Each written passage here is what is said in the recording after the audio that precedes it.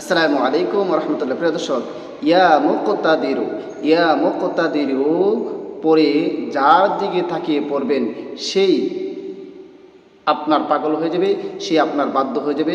খারাপ স্বামী হোক, খারাপ লোক হোক, সে যে কেউ হোক, আপনার মালিক যদি খারাপ হয়, আপনার স্বামী যদি খারাপ হয়, আপনার স্ত্রী যদি খারাপ হয়, যে কেউ অত্যাচার করে আপনার উপর, আপনি যদি এই আমলটি করতে পারেন তার দিকে তাকিয়ে, সে আপনার ভক্ত হয়ে যাবে, সে আপনার পাগল হয়ে যাবে। প্রিয় দর্শক, সে আমলটি কিভাবে করবেন সম্পূর্ণ আলোচনা আমি ভিডিওর মাঝে করব।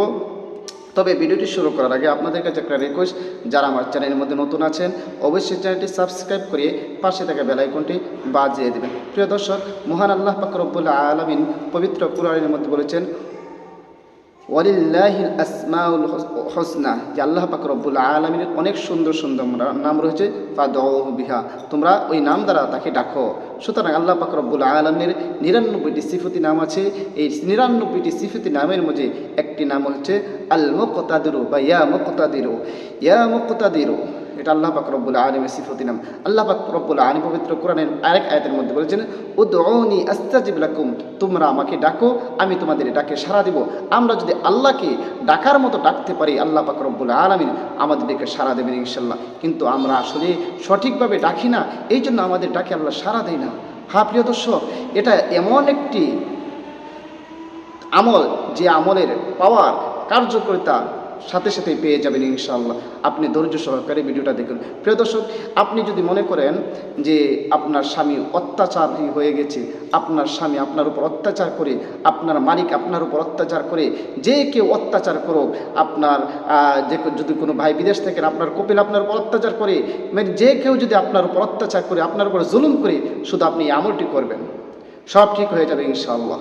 হ্যাঁ, কীভাবে আমল করবেন? আমলটি করার আগে সর্বপ্রথম মনে মনে 3 বার ইস্তিগফার পড়ে নেবেন।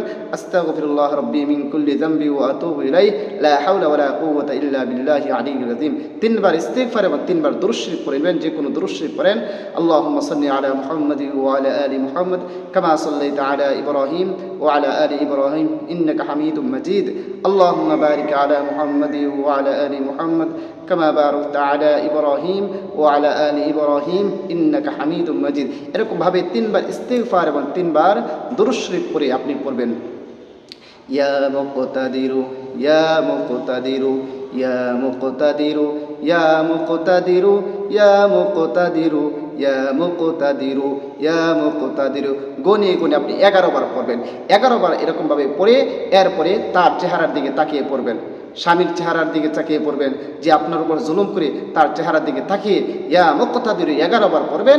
এরপরে 3 বার যে কোনো দুরূদ শরীফ পড়ে নেবেন ইনশাআল্লাহ। আপনি যদি আমলটি করতে পারেন, যে আপনার উপর জুলুম করতেছে, আপনার উপর অত্যাচার করতেছে, সে যত বড় জালেম হোক না কেন, সে আপনার পাগল হয়ে যাবে, আপনার প্রেমিক হয়ে যাবে, অর্থাৎ আপনাকে মহব্বত করবে, সে আপনার উপর আর কোনো জুলুম করবে না। হ্যাঁ প্রিয় দর্শক, আমলটা শিখে রাখা প্রত্যেকের জন্য জরুরি, প্রত্যেকের জন্য আবশ্যক, আর এটা খুবই পাওয়ারফুল আমল। আপনি আমল করে দেখেন, দেখলেই বুঝতে পারবেন কত পাওয়ারফুল। হ্যাঁ প্রিয় দর্শক, আল্লাহর উপর পূর্ণ আস্থা রেখে আপনি যদি আমলটি করতে পারেন অবশ্যই ফলাফল পাবেন। প্রিয় দর্শক, ভিডিওটা বেশি করে শেয়ার করে দিবেন, যেন সবাই আমল করতে পারে, সবাই শিখে রাখতে পারে। এই সহজ আমলটি খুবই গুরুত্বপূর্ণ একটি আমল আজকে আপনাদের সাথে শেয়ার করেছি। ভিডিওটা বেশি করে শেয়ার করে দিবেন যেন সবাই শিখে রাখতে পারে। এবং যদি কোনো স্ত্রীর স্বামী যদি অত্যাচারী হয়, জালেম, অথবা কোনো মালিক যদি অত্যাচারী হয়, জালেম হয়, অথবা কোনো কপিল, যে কেউ যদি অত্যাচারী হয়, জালেম হয়, তাকে মহব্বত করে না, তার উপর অনেক জুলুম করে, তার উপর অত্যাচার করে, এই আমলটি করবেন ইনশাল্লাহ। সে অত্যাচার ছেড়ে দিয়ে তাকে মহব্বত করতে শুরু করবে, কাছে টানতে শুরু করবে। স্বামী স্ত্রীকে এত মহব্বত করবে যা বলার বাহিরে। আবার স্ত্রীও যদি জুলুম করে, কিছু আছে না স্ত্রী যে স্বামীদের উপর জুলুম করে, এই সমস্ত স্বামীরাই আমলটি করবেন ইনশাল্লাহ। তখন স্ত্রী মহব্বত করবে, এত মহব্বত করবে সে আর ছাড়তে চাইবে না, সবসময় কাছে রাখবে ইনশাল্লাহ। প্রিয় দর্শক, সবাইকে অসংখ্য ধন্যবাদ ভিডিওটি দেখার জন্য। আসসালামু আলাইকুম রহমতুল্লাহ।